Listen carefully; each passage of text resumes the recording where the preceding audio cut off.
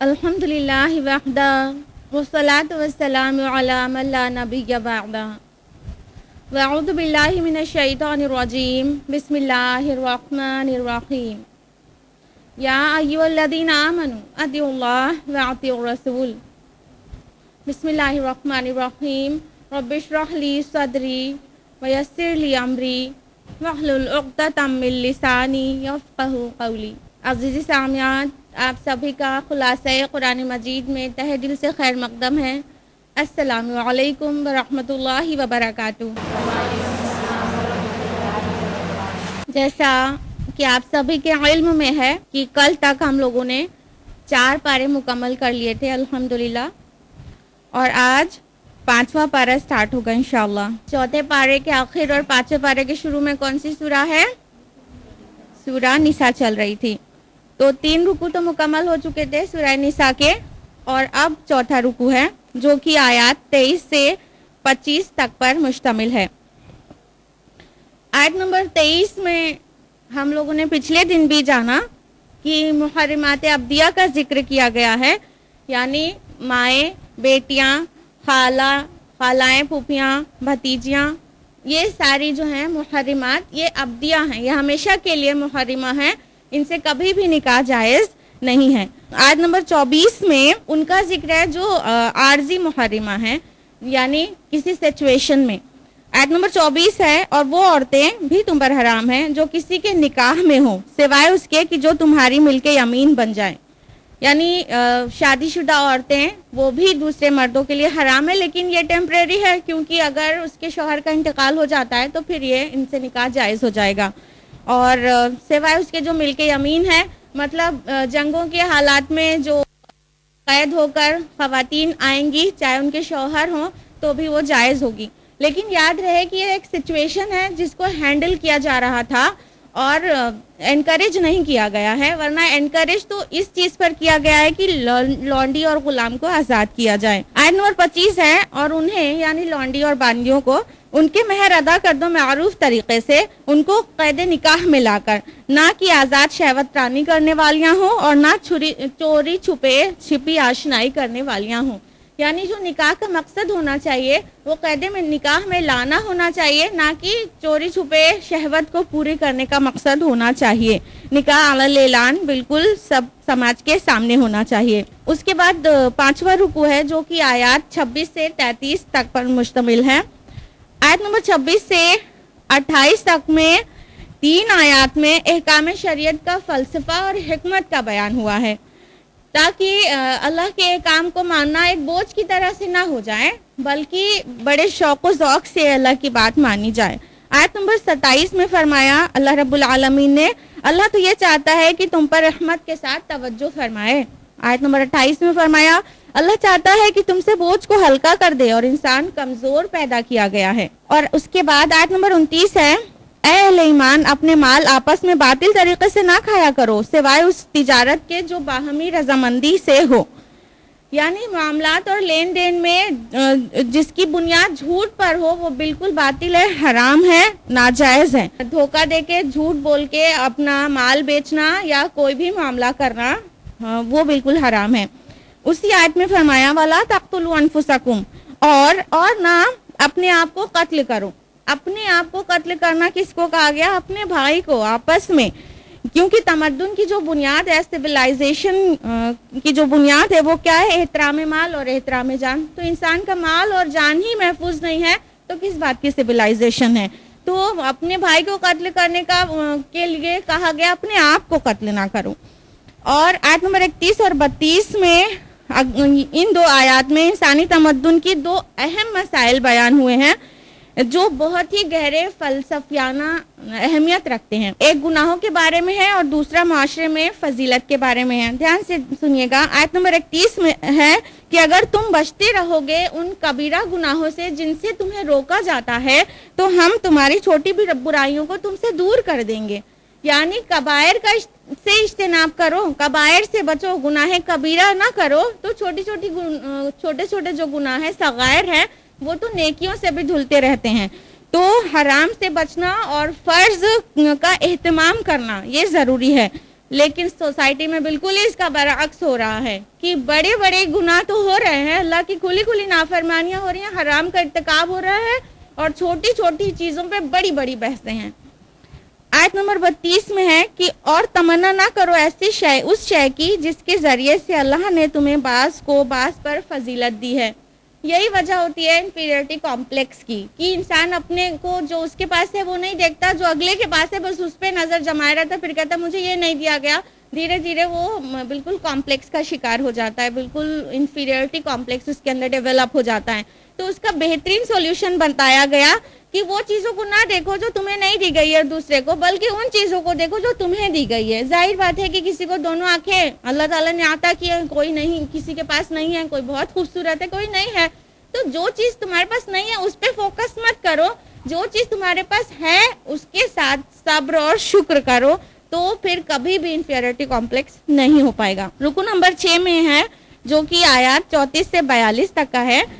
آیت نمبر 34 ہے الرجال قوامون علی النساء، مرد عورتوں پر حاکم ہے، یعنی لیڈر آف دا فیملی کون ہے؟ مرد ہے، تو اسی کو بنے رہنے دینا چاہیے، نہ کہ عورتوں کو خود لیڈر بننے کی کوشش کرنا چاہیے۔ اللہ تعالیٰ نے جیسا مرد کا فزیولوجیکل نیچر بنایا ہے، بایولوجیکل نیچر بنایا ہے اور سائیکولوجیکل نیچر بنایا ہے، اس طرح کی اس کو ڈیوٹیز دی ہیں، تو لیڈر آف دا فیملی مرد ہی رہے گا۔ اسی آیت میں ہے فالصالحات قانتات حافظات للغیب، اور پس جو نیک بیویاں ہوتی ہیں وہ اطاعت چار ہوتی ہیں اور غیب میں حفاظت کرنے والیاں ہوتی ہیں۔ تو ہم میں سے جو بھی نیک بیوی بننا چاہتا ہو اس کو پتہ چل جائے کہ کیا کرنا ہوگا۔ نیک بیوی صالحہ بننے کے لیے شوہر کی فرمانبرداری کرنی ہوگی اور شوہر کی غیب کی حفاظت کرنی ہوگی۔ اس میں کیا کیا ہے؟ شوہر کے مال کی حفاظت، شوہر کے راز کی حفاظت اور شوہر کی عزت کی حفاظت، جو کہ خود اس عورت کی بھی عزت ہوتی ہے۔ آیت نمبر 35 میں ہے کہ اگر تمہیں میاں بیوی میں کوئی افتراق کا اندیشہ ہو تو ایک حکم مرد والوں میں سے مقرر کر لو اور ایک حکم عورت کے خاندان سے مقرر کر لو، اور اگر وہ دونوں چاہیں گے تو اللہ تعالیٰ ان کے درمیان موافقت پیدا کر دے گا۔ یعنی جب آپس میں ہسبینڈ وائف میں کوئی ڈسپیوٹ ہو جائے اور وہ آپس میں سالو نہیں کر پائے تو ایک آربیٹرر شوہر کی فیملی سے اور ایک آربیٹرر بیوی کی فیملی سے بیٹھے اور وہ دونوں سلجھا دیں۔ آیت نمبر 36 ہے کہ اور اللہ ہی کی بندگی کرو اور کسی چیز کو بھی اس کا شریک نہ ٹھہراؤ، اور والدین کے ساتھ حسن سلوک کرو اور قرابت داروں، مسکینوں، محتاجوں اور قرابت دار ہمسایہ اور اجنبی ہمسایہ کے ساتھ بھی، اور ہم نشین ساتھی اور مسافر کے ساتھ بھی، اور لونڈی اور غلام کے ساتھ بھی جو تمہارے ملک یمین میں ہیں۔ تو یہ تمام حقوق آ گئے، اللہ کے حقوق سے لے کر انسانوں کے یعنی حقوق العباد تک کے ساری چیز جمع ہو گئی آیت نمبر 36 میں۔ آیت نمبر 37 سے 40 تک میں انفاق فی سبیل اللہ کی بڑی تلقین آئی ہے، اور آیت نمبر 41 بہت ہی باعث فکر ہے۔ اللہ سبحانہ تعالیٰ نے فرمایا فَكَيْفَ إِذَا جِئْنَا مِنْ كُلِّ أُمَّةٍ بِشَهِيدٍ وَجِئْنَا بِكَ عَلَىٰ هَٰؤُلَاءِ شَهِيدًا، کہ پس تمہارا کیا حال ہوگا جب ہم ہر امت میں سے ایک گواہ کھڑا کریں گے اور اے نبی ہم ان کے خلاف آپ کو گواہ بنا کر لائیں گے۔ تو یہ بہت ہی فکر والی آیت ہے، جو شہادت الناس والی جو آیت گزر چکی بقرہ میں 143، اسی سچویشن میں آج سمجھ لیجئے کہ میدان محشر میں اللہ تعالیٰ تمام قوم کے سامنے ان کے نبی کو کھڑا کرے گا، اور نبی نے تو ساری چیز پہنچا دی تھی بے کم و کاست، وہ تو گواہی دے دیں گے کہ اللہ ہم نے میسج کو ڈیلیور کر دیا تھا، اب یہ اپنے کیے کے خود ذمہ دار ہیں، ہو گئی نا ہمارے خلاف گواہی۔ رکو نمبر 7 جو کہ آیات 43 سے 50 تک پر مشتمل ہے۔ یہاں پر آیت نمبر 43 میں شراب کا دوسرا حکم آ رہا ہے۔ پہلا حکم سورہ بقرہ میں آیت نمبر 219 میں ہم لوگ جان چکے، اور یہ دوسرا حکم ہے۔ اس کے بعد آیا کہ اے اہل ایمان نماز کے قریب بھی نہ جاؤ اس حال میں کہ تم نشے میں ہو، یہاں تک کہ تمہیں معلوم ہو جائے جو کچھ تم کہہ رہے ہو۔ پہلے کہا گیا تھا شراب میں نفع بھی ہے اور نقصان بھی، لیکن اس کا نقصان جو ہے وہ بہت بڑا ہے نفع سے۔ اب یہاں پہ کہا ہے کہ ذرا بھی غیرت ہے تو نماز کو تو چھوڑو گے نہیں، نماز تو شراب کو ہی چھوڑ دو، کیونکہ شراب کی حالت میں نماز نہیں پڑھو تمہیں پتہ ہی نہیں ہے تم کیا کہہ رہے ہوگے۔ اس کے بعد اسی آیت میں یتیم کے کئی حکم بیان کیے گئے ہیں۔ اس کے بعد آیت نمبر 44 سے 46 میں یہود کی دشمنی اور ان کی حسد کا ذکر ہے کہ وہ کس طرح سے سمعنا وعطانا کو سمعنا وعصینا کہنے لگے تھے اور رعینا کو رعینا کہنے لگے تھے اور زبان مروڑ کر دین میں عیب لگاتے ہیں۔ آیت نمبر 47 میں اہل کتاب کو دعوت دی گئی ہے کہ اے وہ لوگوں جو جن کو کتاب دی گئی ہے ایمان لاؤ اس پر جو ہم نے نازل کیا ہے. اور آیت نمبر 48 بہت ڈرانے والی ہے. ان اللہ لا یغفر ان یشرک بہ ویغفر ما دون ذلک لمن یشاء، کہ اللہ تعالیٰ ہرگز معاف نہیں کرے گا اس چیز کو کہ اس کے ساتھ شرک کیا جائے، اور اس کے علاوہ جو گناہ جس کے چاہے گا وہ بخش دے گا. تو شرک کی حالت میں انسان فوت ہو گیا تو کبھی بھی اس کی بخشش نہیں ہوگی، وہ جہنم میں جائے گا. اور اس کے علاوہ جو شرک کے علاوہ گناہ جو اللہ چاہے گا جس کے چاہے گا اس کو بخش دے گا. اوپن لائسنس نہیں ہے کہ شرک کے علاوہ سب بخش دیا جائے گا. آیت نمبر 49 میں یہود کے بڑبولے پن کا ذکر ہے. تو اللہ تعالیٰ نے ان کو کہا ہے کہ کیا تم نے انہیں نہیں دیکھا جن لوگوں نے اپنے آپ کو بڑا پاکیزہ ٹھہرایا؟ وہ کیا کہتے تھے؟ We are the chosen people of the Lord نا. یہود کہتے تھے اپنے آپ کو بہت خاص اور سلیکٹڈ اور چہیتے اور لاڈلے کہتے تھے اللہ تعالیٰ کے، اپنے آپ کو خود اپنے منہ یا مٹھو بنا. رکو نمبر 8 جس میں آیات 51 سے لے کے 59 تک ہے، اور آیت نمبر 51 میں یہود کی ہٹ دھرمی کا ہی ذکر ہے کہ وہ اس حد تک ان کی ڈٹائی پہنچ گئی کہ وہ مشرکوں کو مسلمانوں سے بہتر بتانے لگے. آیت نمبر 54 میں ہے کیا یہ حسد کر رہے ہیں ان لوگوں سے اس پر کہ جو اللہ نے ان کو اپنے فضل سے عطا کیا ہے.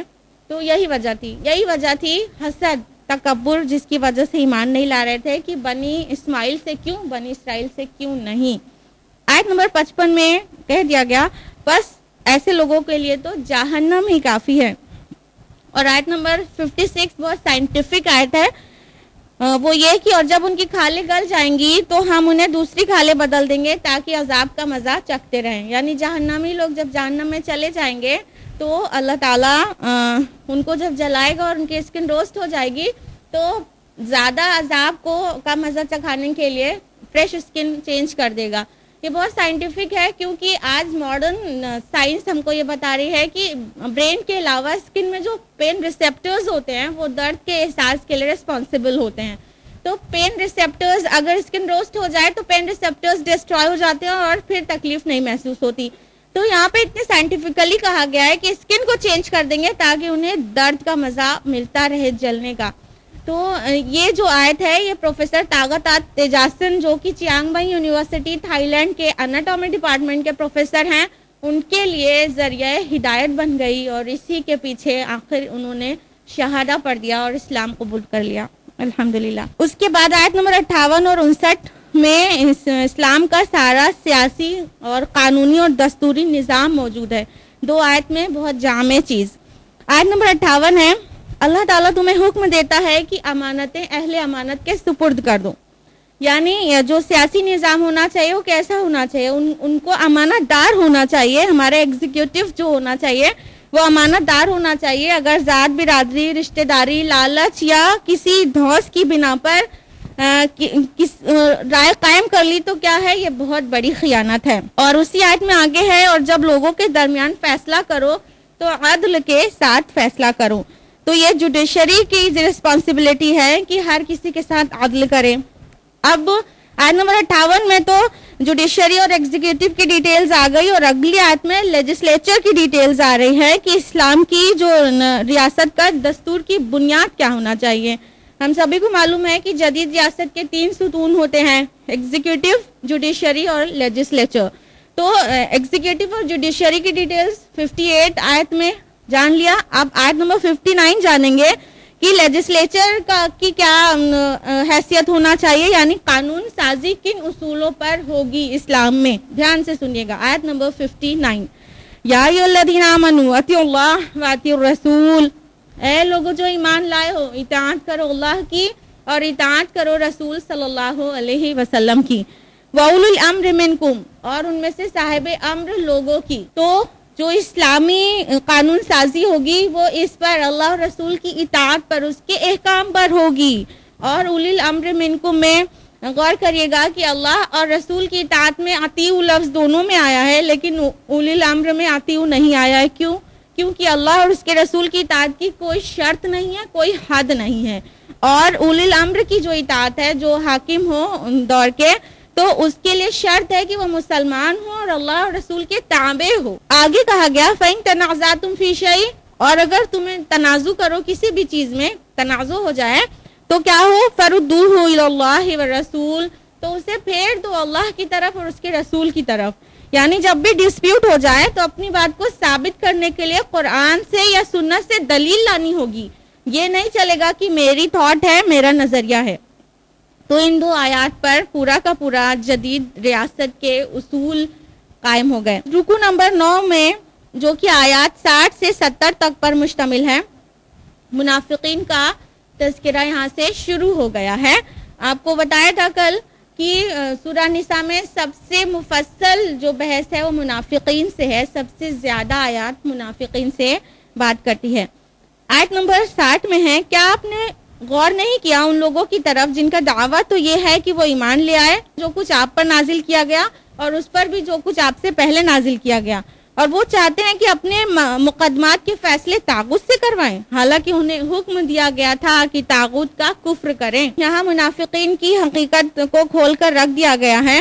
طاغوت کون ہے؟ جو وہ حاکم یا ادارہ جو اللہ اور رسول کے مطابق فیصلے نہ دے، وہی طاغوت ہے. منافقین کی عام روش تھی کہ اگر ان کو فیصلہ اپنے حق میں نہیں ہونے کا اندیشہ ہوتا تو وہ رسول اللہ صلی اللہ علیہ وسلم سے فیصلہ کرانے کے بجائے یہود کے علماء سے فیصلہ کرانے پہنچ جاتے. تو ان کو کہا گیا ہے کہ یہ ایک تو کہتے ہیں ہم ایمان لائے اور اس کے بعد اپنے فیصلے طاغوت سے کراتے ہیں، ایسی جگہ کراتے ہیں جو اللہ رسول کے مطابق فیصلے نہیں دیتے، جبکہ انہیں کہا گیا تھا طاغوت کا کفر کرو. بقرہ کی آیت میں 256 میں ہم لوگوں نے جانا تھا فَمَن يَكْفُرْ بِالطَّاغُوتِ وَيُؤْمِن بِاللَّهِ فَقَدِ اسْتَمْسَكَ بِالْعُرْوَةِ الْوُثْقَىٰ، کہ جو بھی طاغوت کا انکار کرے اور اللہ پر ایمان لایا اور اس نے مضبوط کڑے کو تھام لیا، تو پہلے تو طاغوت کا انکار ہے تبھی اللہ پر حقیقی ایمان ممکن ہے. اس کے بعد آیت نمبر 61 میں ہے کہ اور جب ان سے کہا جاتا ہے آؤ اس چیز کی طرف جو اللہ نے نازل فرمائی ہے اور آؤ اس کے رسول کی طرف، تو اے نبی آپ دیکھتے ہیں کہ یہ منافق آپ کے پاس آنے سے کتراتے ہیں. اس آیت کا جو شان نزول ہے وہ یہ کہ حضرت عمر کے پاس ایک یہودی اور منافق رسول اللہ سے فیصلہ کرانے کے بعد حضرت عمر کے پاس پہنچ گئے، کیونکہ رسول اللہ صلی اللہ علیہ وسلم نے منافق کے خلاف فیصلہ سنا دیا تھا.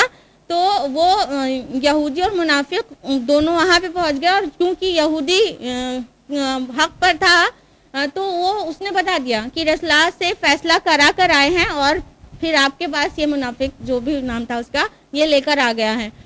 حضرت عمر نے کچھ بھی نہیں دیکھا، نہ دائیں نہ بائیں، بس تلوار لائی اور اس کا سر قلم کر دیا.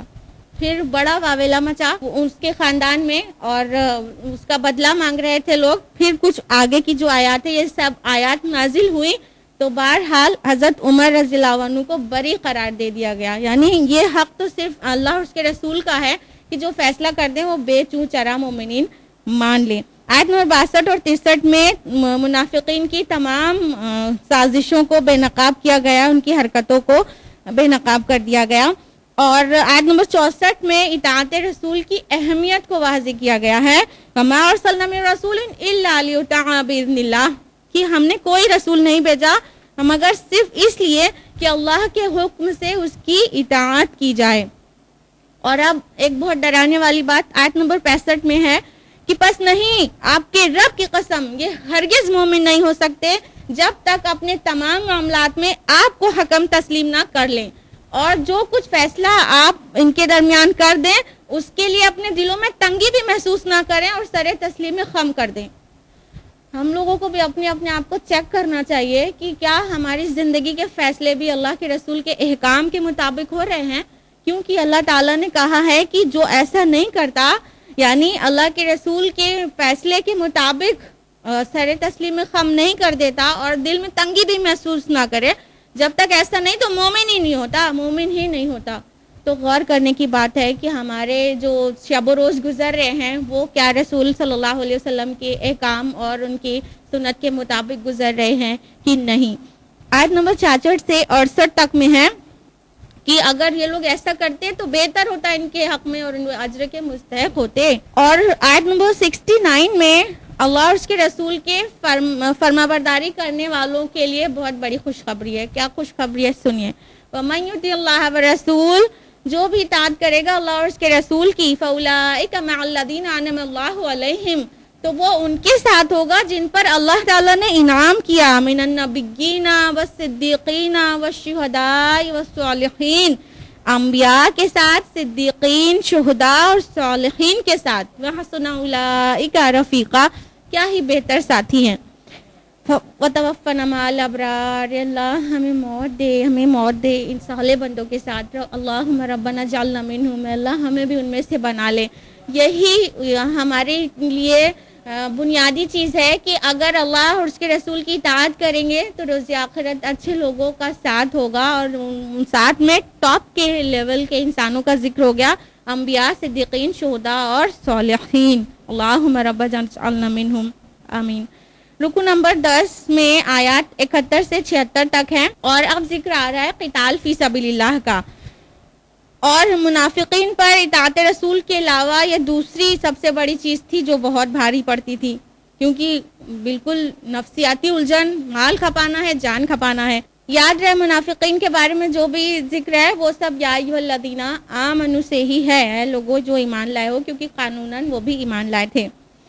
آیت نمبر 71 میں ہے کہ اے اہل ایمان، اپنے تحفظ کا سامان سنبھالو اور نکلو، خواہ ٹکڑیوں کی صورت میں، خواہ فوج کی شکل میں۔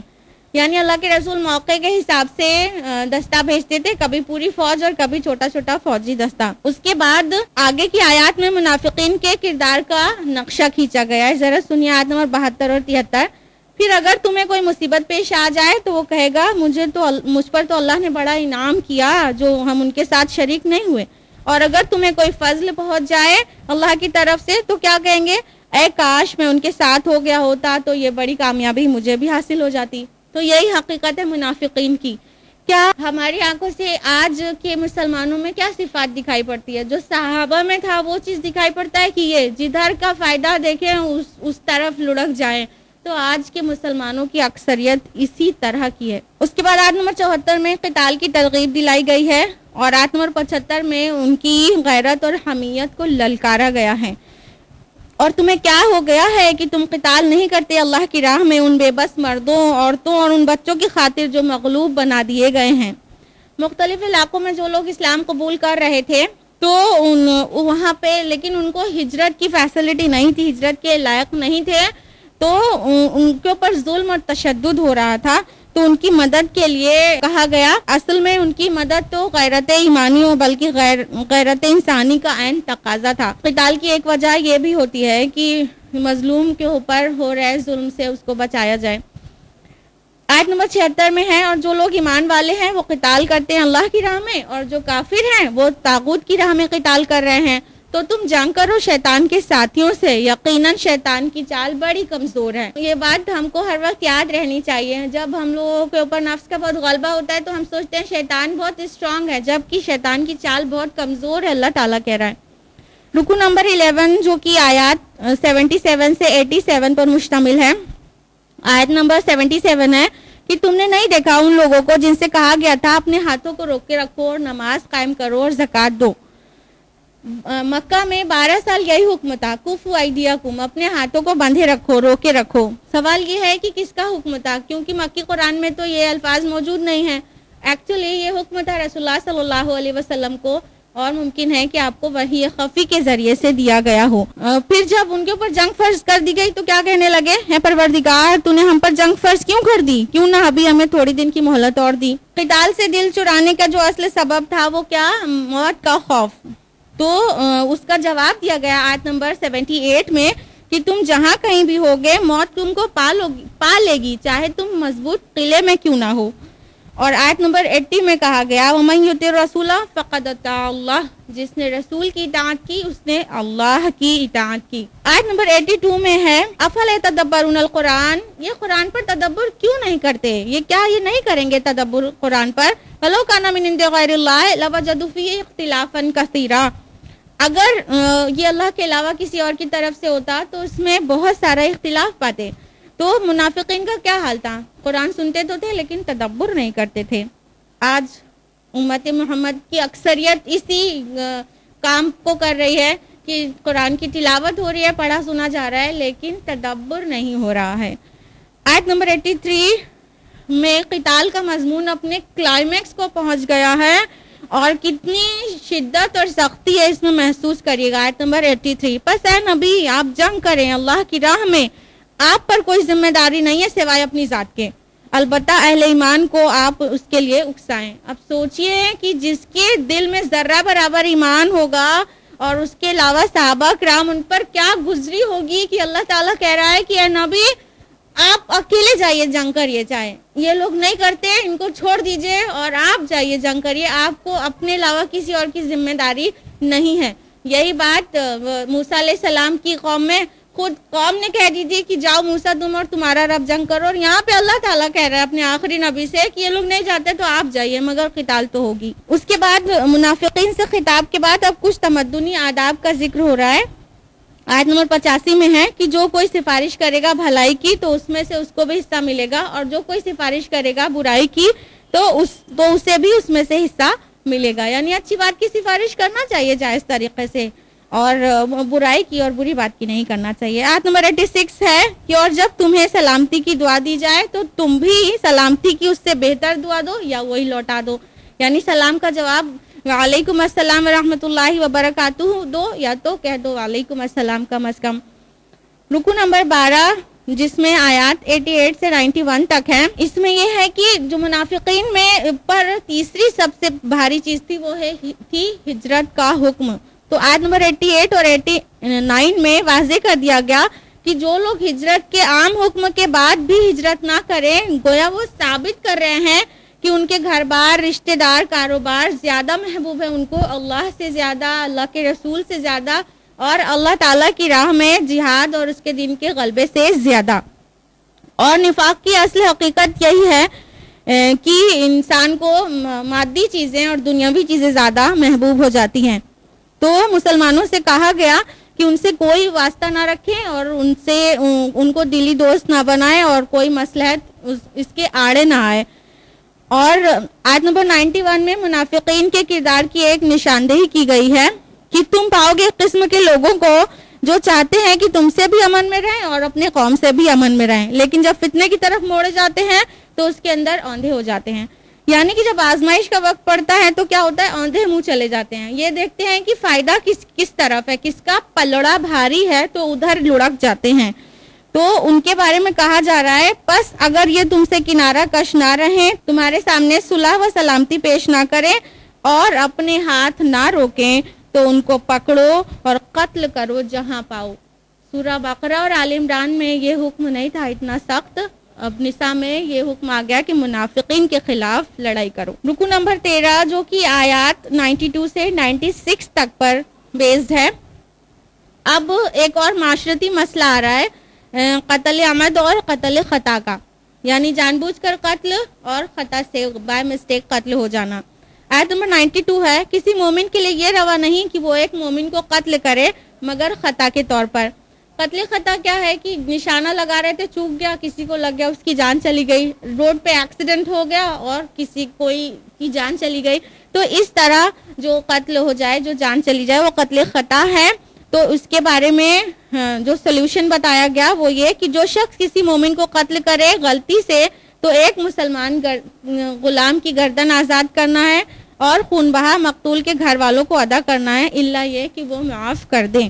تو قتل خطا کے بدلے قتل نہیں کیا جائے گا, بلکہ اسلامی حکم یہ ہے کہ ایک غلام آزاد کرے, یہ اللہ کا حق ہے, اور دیت یعنی خون بہا پہنچائے, اور یہ مقتول کے ورثاء کا حق ہے. اور قتل عمد کا قانون آیت نمبر 93 میں آیا کہ جان بوجھ کے اگر کسی کی جان لی جائے تو وہ کیسا ہے, اور جو کوئی قتل کرے گا کسی مومن کو جان بوجھ کر تو اس کا بدلہ جہنم ہے جس میں وہ ہمیشہ رہے گا اور اللہ کا غضب اس پر ہوگا.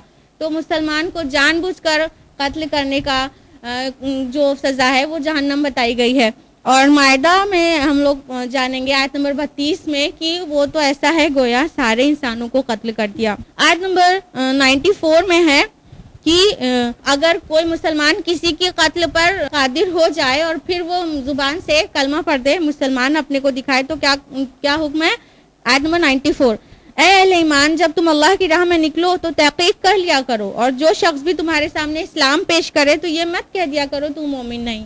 اصل میں اس کے پیچھے جو شان نزول ہے وہ یہ کہ حضرت اسامہ رضی اللہ عنہ کسی سریا میں کسی پر قادر ہو گئے قتل کرنے پر تو اس نے اس وقت کلمہ پڑھ دیا. اب کوئی بھی ہوتا تو یہی سوچتا کہ اپنی جان بچانے کے لیے کلمہ پڑھ رہا ہے. حضرت اسامہ نے بھی یہی سوچا اور اس کا سر قلم کر دیا. اس کے بعد ایک کھٹک باقی رہ گئی تو رسول اللہ صلی اللہ علیہ وسلم سے آ کے ذکر کیا تو اللہ کے رسول نے فرمایا ہے اسامہ تم نے اس کا دل چیر کر کیوں نہیں دیکھ لیا کہ وہ دل سے کلمہ پڑھ رہا تھا کہ نہیں. اور ایک روایت میں یہ آتا ہے کہ اگر وہ کلمہ روز آخرت تمہارے خلاف حجت بن کے آئے گا تو تم کیا کرو گے. تو کہا گیا کہ کوئی زبان سے بھی اگر اسلام پیش کرے تو اس کو مسلمان سمجھ لینا چاہیے کیونکہ دنیا کے تمام معاملات کا جو اعتبار ہے وہ زبانی ایمان سے ہی ہوگا. اس کے بعد آیت نمبر 95 اور 96 میں ہے کہ بغیر عذر بیٹھ جانے والے اور اللہ کی راہ میں جہاد کرنے والے ہرگز اللہ کی نظر میں برابر نہیں ہیں. اس کے بعد 14واں رکوع ہے آیت نمبر 97 سے 100 تک. آیت نمبر 97 میں ہے کہ جو لوگ بغیر عذر ہجرت نہیں کرتے ان کی سزا جہنم ہے. آیت نمبر 98 اور 99 میں ہے کہ جو لوگ عذر شرعی کی بنیاد پہ ہجرت نہیں کر سک رہے ہیں تو اللہ تعالیٰ معاف کرنے والا رحم کرنے والا ہے. اور آیت نمبر 100 میں ہے کہ جو کوئی ہجرت کی نیت سے نکلا لیکن منزل تک نہیں پہنچ پایا راستے میں ہی فوت ہو گیا تو اس کا اجر اللہ کے ذمے ہے. رکوع نمبر 15 ہے جو کہ آیات 101 سے 104 تک پر مشتمل ہے اور اس رکوع میں شریعت کے کچھ احکام اور عبادات کی کچھ تفاصیل ہیں اور خطاب کا رخ اہل ایمان سے ہے. آیت نمبر 101 ہے حالت سفر میں نماز کے قصر کرنے کا حکم. اور جب تم زمین میں سفر کرو تو تم پر کوئی گناہ نہیں اگر تم نماز کو کچھ کم کر لیا کرو. یعنی ظہر عصر اور عشاء کی 4 فرض 2 میں بدل جائے گی, فجر کی 2 اور مغرب کی 3 ویسے ہی رہے گی. اس کے بعد آیت نمبر 102 میں صلاۃ الخوف کا سولوشن بتایا گیا ہے کہ خوف کی حالت میں صلاح کیسے ہوگی. پوری جماعت ایک بار میں نہیں کھڑی ہوگی بلکہ اس کی عملی صورت جو اللہ کے رسول نے کر کے دکھائی ہے وہ کچھ اس طرح کی اللہ کے رسول جماعت میں کھڑے ہو جاتے اور ایک رکعت کے بعد بیٹھے رہ جاتے تو آدھی جو جماعت نماز پڑھ رہی ہے وہ ایک رکعت اپنے سے پورا کر لیتی اور پھر وہ لوگ نماز سے باہر ہو جاتے اور باقی آدھے جو اسلحے لے کے تعینات تھے اب وہ لوگ جماعت میں داخل ہو جاتے اور اللہ کے رسول کے پیچھے نماز ایک رکعت پڑھتے اور اللہ کے رسول صلی اللہ علیہ وسلم سلام پھیر دیتے اور جو جماعت کی ایک رکعت اور بچی ہے وہ اپنے آپ پوری کر لیتے. اس طرح سے صلاۃ الخوف کی ادائیگی ہوتی ہے. آیت نمبر 103 میں ہے کہ صرف نماز سے ہی ذکر اللہ کا حق ادا نہیں ہو جاتا ہے. پھر کیسے ہوتا ہے؟ پھر اللہ کا ذکر کرو کھڑے ہوئے بیٹھے ہوئے اور لیٹے ہوئے, ہر حال میں نماز سے فارغ ہو کر بھی اللہ کو بہت یاد رکھنا ہے. اللہ کو یاد کرنا نہیں ہے, اللہ کو یاد رکھنا ہے. رکوع نمبر 16 جو کہ آیات 105 سے 112 تک پر مشتمل ہے اور آیت نمبر 105 سے 107 تک میں حضور صلی اللہ علیہ وسلم کو تنبیہ کی گئی ہے کہ منافقوں اور خیانت کرنے والوں کی وکالت نہ کریں. اور پھر غلطی ہو جانے والوں کا سلیوشن بیان کیا گیا ہے کہ آیت نمبر 110 میں اور جو کوئی بری حرکت کرے یا اپنی جان پر ظلم کر بیٹھے پھر اللہ سے استغفار کرے تو وہ اللہ کو بخشنے والا اور بہت رحم کرنے والا پائیں گے. یعنی اگر خطا ہو ہی جائے گناہ ہو ہی جائے تو اس کا سولوشن یہ ہے کہ توبہ کرے. آیت نمبر 112 ہے اور جو کوئی کسی غلطی یا گناہ کا ارتکاب کرتا ہے پھر اس کا الزام کسی بے گناہ پر لگا دیتا ہے تو اس نے اپنے سر ایک بہت بڑا بہتان باندھا اور بہت سری گناہ کا بوجھ لے لیا. یعنی بے گناہ کو پھنسا دینا یہ اس کی سزا اللہ تعالیٰ دے گا. رکوع نمبر 17 جو کہ آیات 113 سے 115 تک کا ہے. آیت نمبر 113 میں اللہ تعالیٰ کے اس فضل اور احسان کا ذکر ہے جو آپ صلی اللہ علیہ وسلم پر آپ نے کیا تھا. ہوا یوں تھا کہ ایک معاملے میں رسول اللہ صلی اللہ علیہ وسلم منافقین کی پھیلائی غلط فہمیوں سے انفلوئنس ہو کر ظالم کے حق میں فیصلہ دینے والے تھے لیکن اللہ تعالیٰ نے بچا لیا. آیت نمبر 114 میں منافقین کی سرگوشیوں کا ذکر ہے کہ ان کی سرگوشی کچھ بھی اچھی نہیں ہے سوائے اس کے کہ کبھی کوئی خیر یا نیکی کی کوئی بات کرتے ہوں, معاملے کو درست کرنے والی کوئی سرگوشی کرتے ہوں. آیت نمبر 115 میں ہے کہ اور جو رسول کی مخالفت پر تل گیا اس کے بعد کہ اس پر ہدایت واضح ہو چکی تھی اور وہ اہل ایمان کے راستے کے سوا دوسرا راستہ اختیار کرے تو ہم بھی اس کو اسی طرف پھیر دیتے ہیں جس طرف اس نے رخ اختیار کر لیا ہو اور ہم اسے پہنچائیں گے جہنم میں اور وہ بہت بری لوٹنے کی جگہ ہے. یعنی کہ انسان جس طرف کوشش کرتا ہے اور جو چاہتا رہتا ہے اللہ تعالیٰ اس کام کو اس کے لیے آسان کر دیتا ہے. تو اچھائی کا انٹینشن کرے تو اچھا کام آسان ہو جاتا ہے, برائی کا انٹینشن کرے اور اس کی کوشش کرے تو وہ کام آسان ہو جاتا ہے.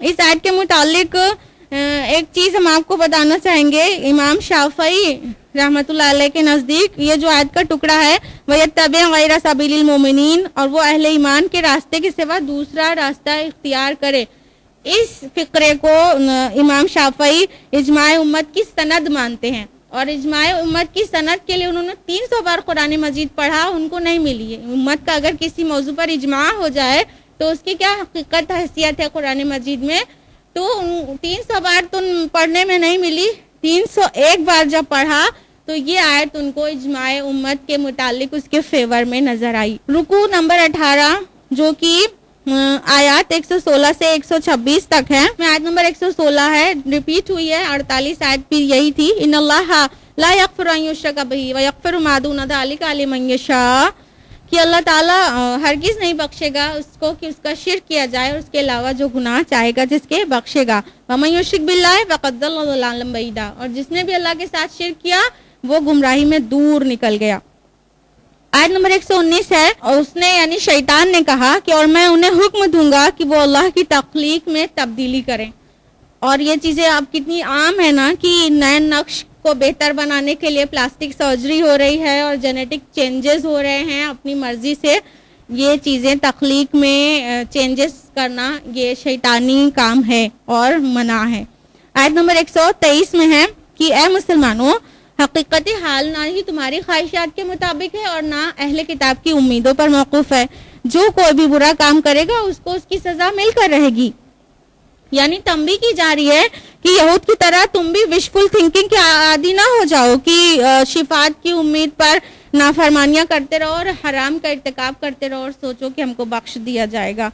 حقیقت تو یہ ہے جو آیت نمبر 124 میں بیان کی گئی, وَمَن يَعْمَلْ مِنَ الصَّالِحَاتِ مِن ذَكَرٍ أَوْ أُنثَىٰ وَهُوَ مُؤْمِنٌ فَأُولَٰئِكَ يَدْخُلُونَ الْجَنَّةَ وَلَا يُظْلَمُونَ نَقِيرًا.